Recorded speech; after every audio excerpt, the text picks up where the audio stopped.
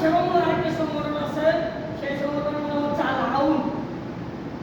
আমি কুমিল্লা জেলা আল আউনের দায়িত্বে আছি, এই জন্য আল আউন সম্পর্কে কিছু পরে বলবো। আগে একটু আপনাদেরকে, যেহেতু আপনাদের সামনে দাঁড়িয়েছি, কোরআন হাদিস থেকে কিছু আলোচনা করি। আল্লাহ রাব্বুল আলামিন বলছেন, মা আতাকুম রাসূলু ফাখুযুহু ওয়া মা নাহাকুম আনহু ফান্তাহু। মুহাম্মদ সাল্লাল্লাহু আলাইহি ওয়াসাল্লাম তোমাদেরকে যা দিয়েছেন সেটা গ্রহণ করো, আর যা নিষেধ করেছেন সেটা কি করো? বাধ্য বর্জন করো। মুহাম্মদ সাল্লাল্লাহু আলাইহি ওয়াসাল্লাম আমাদেরকে কিছু দিয়ে গেছেন কিনা? কিছু দিয়েছেন। আল্লাহ রাব্বুল আলামিনের পক্ষ থেকে আসা ওহী, সেটা হচ্ছে কি? আল কোরআন, সেটা আমাদের জন্য দিয়ে গেছেন। আর মুহাম্মদ সাল্লাল্লাহু আলাইহি ওয়াসাল্লামের মুখনিসৃত বাণী, সেটা হচ্ছে কি? হাদিস। মুহাম্মদ সাল্লাল্লাহু আলাইহি ওয়াসাল্লাম এমন একজন মানুষ ছিলেন যার সম্পর্কে আল্লাহ রাব্বুল আলামিন কোরআনে অসংখ্য আয়াত বলছেন। আর রাসূল সাল্লাল্লাহু আলাইহি ওয়াসাল্লামের সম্পর্কে আল্লাহ রাব্বুল আলামিন বলছেন যে মুহাম্মদ সাল্লাল্লাহু আলাইহি ওয়াসাল্লাম তোমাদেরকে যা দেন তা গ্রহণ করো। মুহাম্মদ সাল্লাল্লাহু আলাইহি ওয়াসাল্লামের পক্ষ থেকে কোরআন নিয়ে এসেছেন নাকি? আর রাসূল সাল্লাল্লাহু আলাইহি ওয়াসাল্লাম আমাদেরকে দিয়ে গেছেন কি? সুন্নাহ, সেটা কি? হাদিস। তাহলে আমরা কোরআন এবং হাদিস মানব। কি মানব? কোরআন এবং হাদিস। হাদিস মানতে গিয়ে আমরা সহিহ হাদিস মানি, কারণ হাদিসের মধ্যে জয়ীব আছে, জালও আছে। সুতরাং আমরা বলি যে আসুন পবিত্র কোরআন এবং সহিহ হাদিস আলোকে কি করি? জীবন করি। এটা আমাদের স্লোগান। আমাদের আরেকটা স্লোগান আছে, সেটা হচ্ছে সকল বিধান বাতিল করো, সকল বিধান। পৃথিবীতে যত বিধান আছে মানুষের তৈরি, সেটা ডেমোক্রেসি হোক, সেটা ন্যাশনালিজম হোক, সেটা গণতন্ত্র হোক, সেটা জাতীয়তাবাদ হোক, সেটা সমাজতন্ত্র হোক, যেটা হোক, পৃথিবীতে যত মানুষের তৈরি, যত কাল্পনিক পদ্ধতি আছে, সব বা একমাত্র কার বিধান চলবে? এই জন্য আমাদের একটা স্লোগান হচ্ছে কি?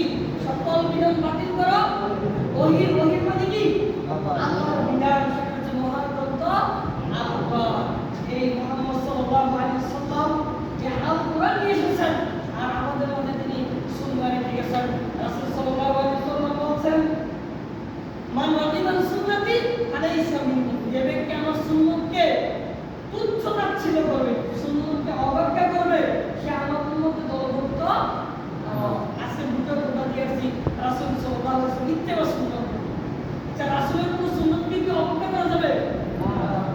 এক শ্রেণীর মানুষ আছে, আমরা তো কমিউনিটি করি, বুকে হাত বাঁধি আর পায়ের সাথে পা দিই, তার কটাক্ষ করে না, ফেসবুকে মেয়েরা যারা ফেসবুক সামনে দেখে রাসূলের সুন্নতকে কটাক্ষ করে, রাসূলের সুন্নতকে কি করে?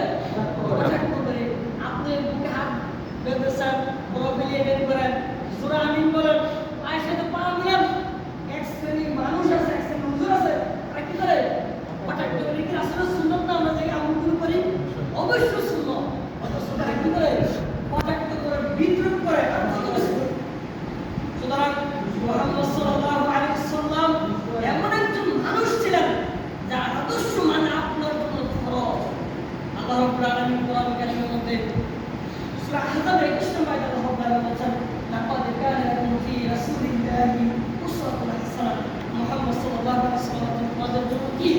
উত্তম আদর্শ। আচ্ছা বলেন তো যুবকেরা, আমরা কার আদর্শ গ্রহণ করব? রাসূল মুহাম্মদ সাল্লাল্লাহু আলাইহি ওয়াসাল্লাম।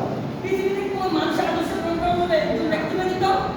তিনি কে? মুহাম্মদ সাল্লাল্লাহু আলাইহি ওয়াসাল্লাম।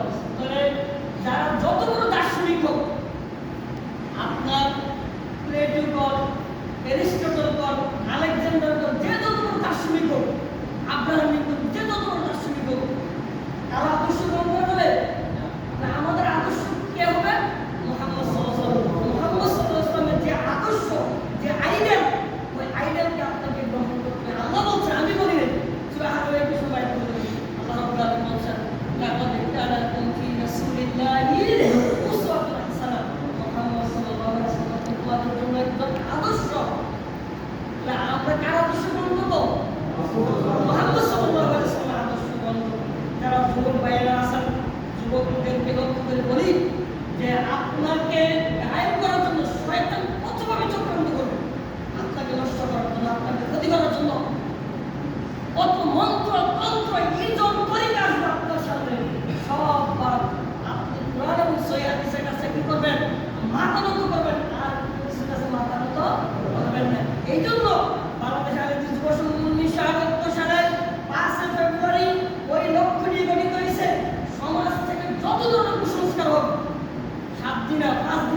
সমস্যা আছে না সমাজে? একসময় ছিল, আর যে অবস্থা ছিল এখনো কিছু রয়ে গেছে। 7 দিনা 40 5 দিনা, এরপরে আপনার চেহারাঙ্কন যত কিছু আছে, এই বিদাতি যত অনুষ্ঠান আছে সব পরিত্যাগ করতে হবে যদি আপনি সত্যিকার অর্থে মুহাম্মদ সাল্লাল্লাহু আলাইহি ওয়াসাল্লামের আদর্শ অনুসরণ করেন।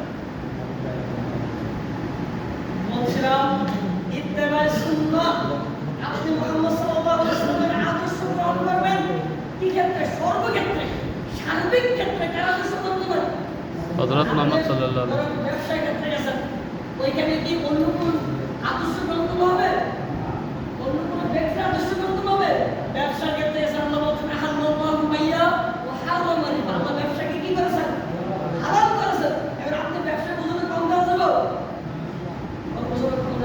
ব্যবসার ক্ষেত্রে মুহাম্মদ সাল্লাল্লাহু আলাইহি ওয়াসাল্লাম যে নীতি, যে পদ্ধতি, যে আদর্শ দেখিয়ে দিয়েছেন, যে ফর্মুলা দেখিয়ে দিয়েছেন, ওই আদর্শটা আপনার ব্যবসা ক্ষেত্রে দেখাতে হবে। মুহাম্মদ সাল্লাল্লাহু আলাইহি ওয়াসাল্লাম সার্বিক জীবনে মুহাম্মদ সাল্লাল্লাহু আলাইহি ওয়াসাল্লামের আদর্শকে আপনি অনুসরণ করবেন, মানবেন, তখনই সত্যিকার অর্থে আপনি মুহাম্মদ সাল্লাল্লাহু আলাইহি ওয়াসাল্লামের আনুগত্য করেছেন, মুহাম্মদ সাল্লাল্লাহু আলাইহি ওয়াসাল্লামের অনুকরণ করেছেন। সুতরাং আপনি যদি আল্লাহর জান্নাতে যেতে চান, তাহলে মুহাম্মদ সাল্লাল্লাহু আলাইহি ওয়াসাল্লামের এতাআত করতে হবে, অনুসরণ অনুকরণ করতে হবে। আল্লাহ রাসূল সাল্লাল্লাহু আলাইহি ওয়াসাল্লাম বলেছেন, মুহাম্মদ সাল্লাল্লাহু